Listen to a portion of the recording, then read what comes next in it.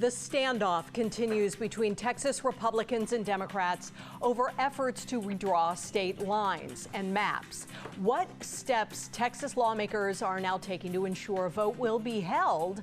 Plus, hear why others argue Democratic-controlled states have no other option but to threaten redistricting their own maps. President Trump and Russian President Vladimir Putin will meet this week to negotiate an end to Russia's war in Ukraine. I mean, we've been working on this a long time. There are thousands of young people dying, mostly soldiers, but also, missiles being hit into Kiev and other places. He wants a ceasefire and the beginning of negotiations for war termination. Whether that's actually going to take place remains to be seen. It could be a partial ceasefire. What concessions U.S. lawmakers say Ukraine will need to give up for a ceasefire to work, and how Ukrainian President Volodymyr Zelensky is responding. Fox 26 and Fashion Fair are teaming up once again to give families a helping hand during back-to-school season. With some random acts of kindness, a look at the heartwarming moment when Kofi surprised shoppers at H&M. And we got a couple places heading back to school today. In fact, it's going to be a hot start to the year for some of you. Yeah, we got a heat advisory going. I'll break down the details of that coming up. You're watching Fox 26, and now, great day.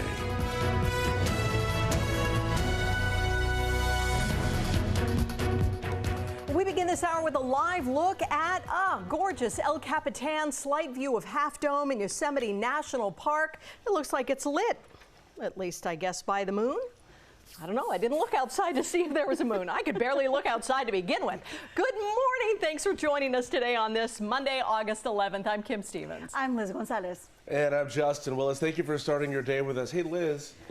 Who's the new kid? You didn't hear me say Kim Stevens is off today because Kim Stevens is back, baby. Yeah. I am. I'm finally back. So happy to have you back. Thank you. Energizing everybody. She even brought cookies. Can you believe it? Yeah. I did, yes. How are you feeling? Let everybody know. Them. I had a full hysterectomy on June 24th. See, this is the one Symptoms thing. are... No, my recovery has been fantastic, and I had a wonderful couple of weeks to just heal, relax. Rest and heal. Yeah. I don't know so much about the rest part, though. No, I did. Good. I slept so much. I downshifted so much. Yeah, it was really good. You sound rested. Yoga. You sound healed. Thank you. I feel it. The energy is there. I won't show you my scars. No, that's okay. It's okay. We trust and we know that they're there. We believe you. We believe you. And I'm sure our viewers do too. So yeah. We're happy to have you back. Thank you. And glad to be here. And thank you I've got a little pretty necklace on. Did you inspect it? Did you see the details of it? No. What does it say on it? I don't know if you could say it on air. Oh, really? Yeah. Well, it looks beautiful sure. nonetheless. It's got something secret in there? Yeah, there's a little secret message inside of the necklace there. So, yeah, you're gonna... Message in a bottle. It's a message in a medallion. I know. Hey, I like that. Yeah, that's exactly what it is. You are back in time for the heat advisory. Yeah. Yeah. Great. Thanks a lot. We're hoping to bring back some cool weather, but we'll just... She brought the heat after the hysterectomy. Yeah.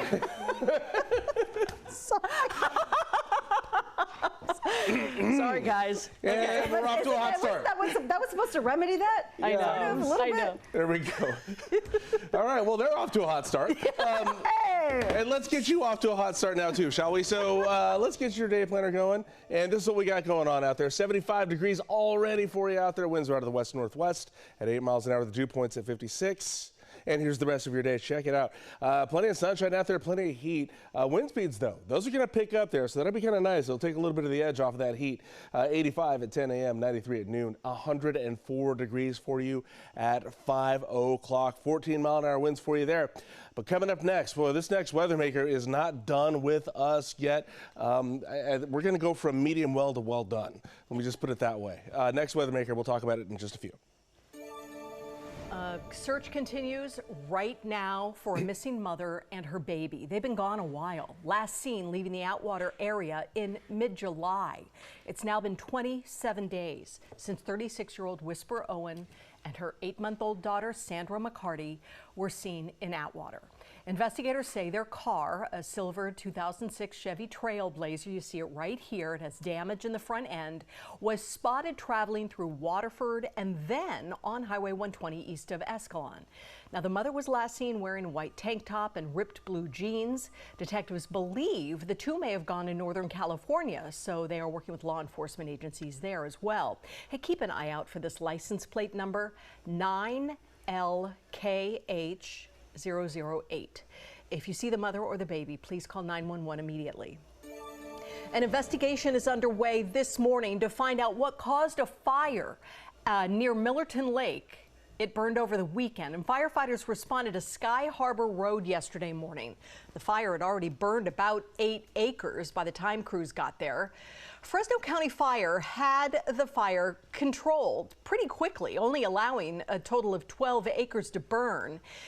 No one's hurt, no buildings are damaged, and what sparked the blaze, not known.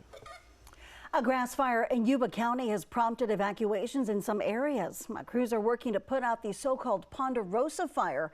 This one started burning yesterday afternoon. That fire has burned almost 90 acres, is in about 17% contained.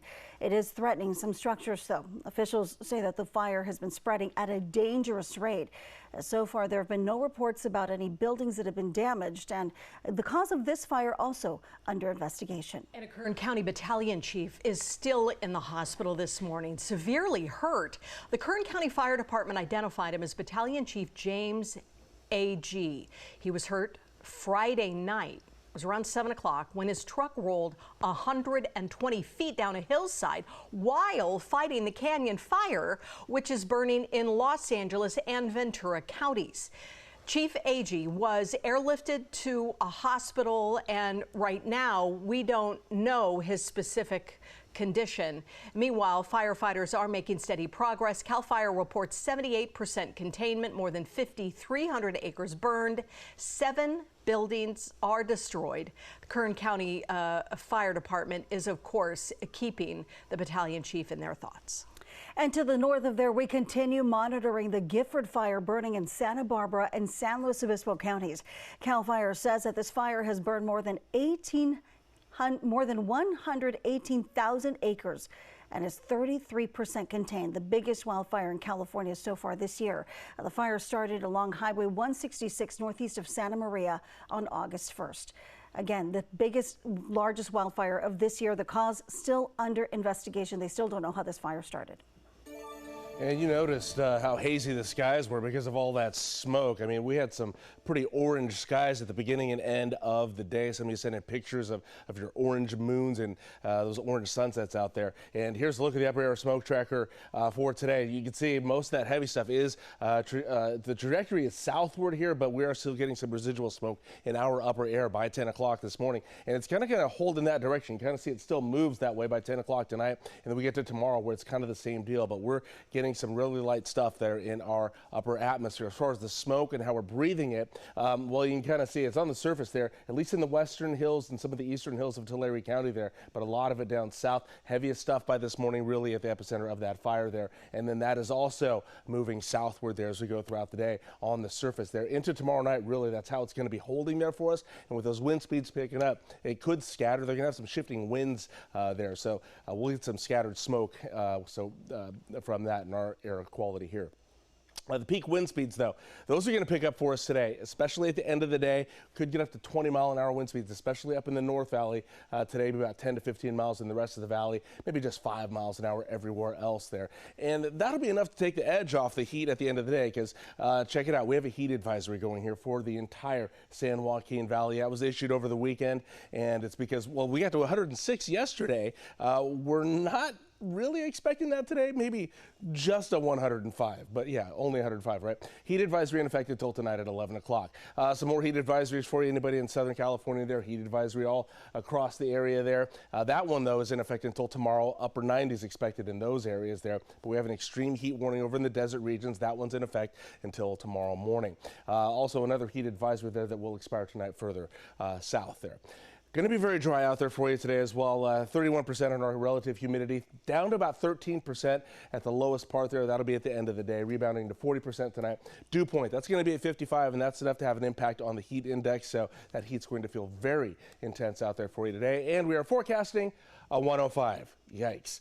We should be done with that heat advisory after that, but it'll still be very hot tomorrow at 104 and then down to 101 there Wednesday. So temperatures starting to ease off a little bit for us as we go throughout the week. 60s and 70s overnight. By the way, wind speeds, we'll see 15-mile-an-hour gusts at the end of the day tomorrow and Wednesday.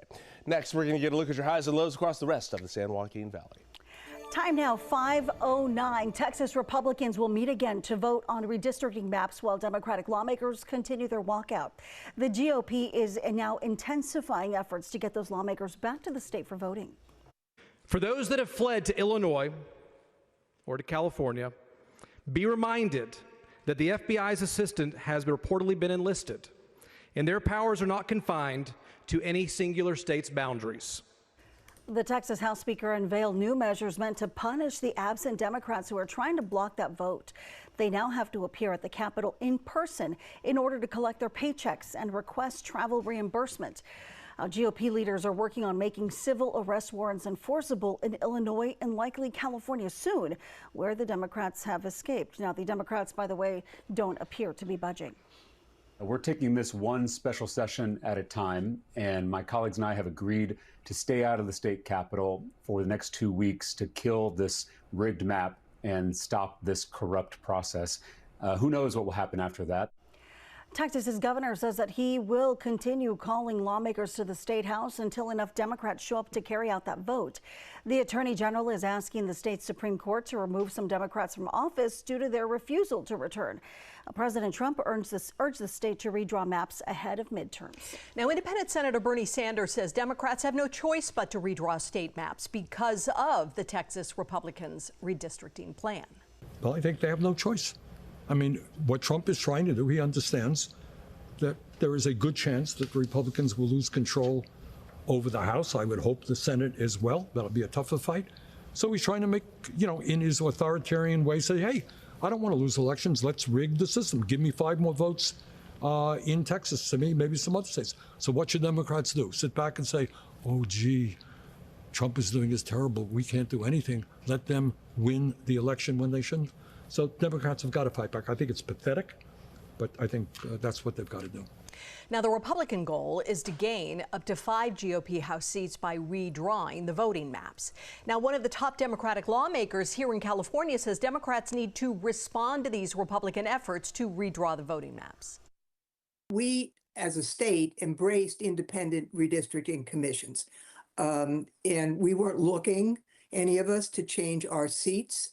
But when Texas and Trump moved forward to rig the next election, we decided to take a look at what we might do in response. And the first question was, could you even, consistent with the Voting Rights Act, because that's a value we're not willing to trample on, could you actually pick up 5 Republican seats? And looking at it, we discovered that, yes, indeed, you could. Consistent with the Voting Rights Act, put 5 Republican seats in play. Congresswoman Lofgren also said that she would like to see independent restricting commissions in every state. Another day in court today for California and the Trump administration. This is over the use of National Guard troops in Los Angeles. What could be at stake for the city and how many troops are still on the streets of Los Angeles. Hi, I'm Monty Torres with Fox 26 News on YouTube. Thank you for checking out our YouTube channel, where we have loads of great content for you to choose from. And while you're here, why not click on the subscribe button right here? That way you can stay in touch with all the latest breaking news, everything news related within the Central Valley. And thank you for watching.